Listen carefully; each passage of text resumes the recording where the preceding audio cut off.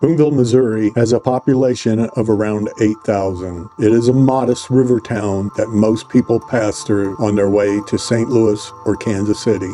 In 1974, a group of young men had a dream, and that year they turned Boonville into a city of legends.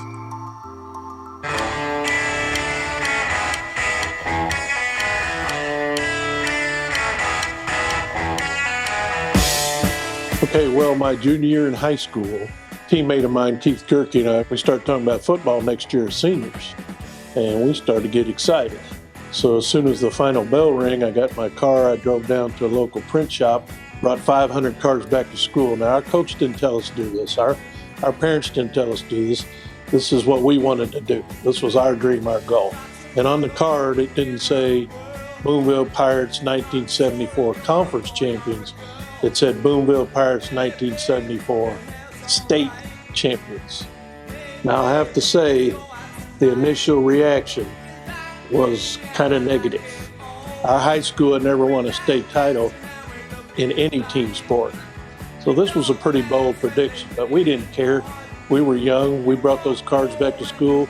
We gave a card to everybody we saw. Tommy got the cards printed up, and everybody carried them around all the time, and they were posted in business windows downtown. The summer before our senior year, you saw that card. State champion, state champion, state champion. I mean, it was wild. It was one of those things where, why not? Why not? You know, I mean, we are capable of doing it. Some people would roll their eyes and say, you're not going to win a state title. You guys have never won a conference championship. But all summer long, we'd walk around town, we'd see those cards, and we'd see this look. Nah. And every time I heard that, you'd get a little madder. You'd get a little more focused. I know there were a lot of non-believers, and some people didn't think that it was possible, but, you know, there's no reason why we didn't and couldn't. And so as far as we're concerned, you know, that was being state champions that was our goal. And were defeated by a very good Elias team, which left a very bad taste in their mouth. They said, we don't want to go through this again. And that's where the dedication really kicked in. One thing that I really remember is how the football team really bonded with the community. I mean, the community's support for that team was absolutely unbelievable. The crowds at all of the away games were very large, and basically people told me that, well, the reason we go on the road to see them is teams like this don't come around very often, and we want to watch them play every chance that we get. So when practices started in the fall, I mean, we were pretty focused. Come on, coach, next drill. Come on, coach, next drill. We played a team we had never, ever beat.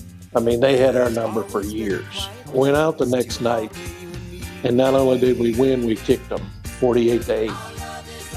And after the game was over, quarterback comes running up behind me going, can you believe we beat them that bad? I said, look, we're going to win it all.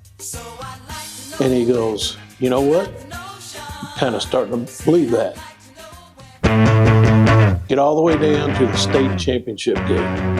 Whoever had the foresight to bring dry socks, because I remember my feet were freezing. You know, it was cold, it was freezing. We both started slow, and it was tough going. 6 inches of snow, cold, just couldn't get anything going. And Coach Reagan walked in, he goes, take your jerseys off. And we were going, what? He goes, take your jerseys off. There's no way a game of this importance should be played under these conditions. It can't be done. You're right. And we're going to talk to them about that cold state championship because it's just too bad outside. Now take your jerseys off, what we just said. I was hoping he was kidding, and I wasn't real sure because he was obviously very upset. There was a lot of frustration with ourselves.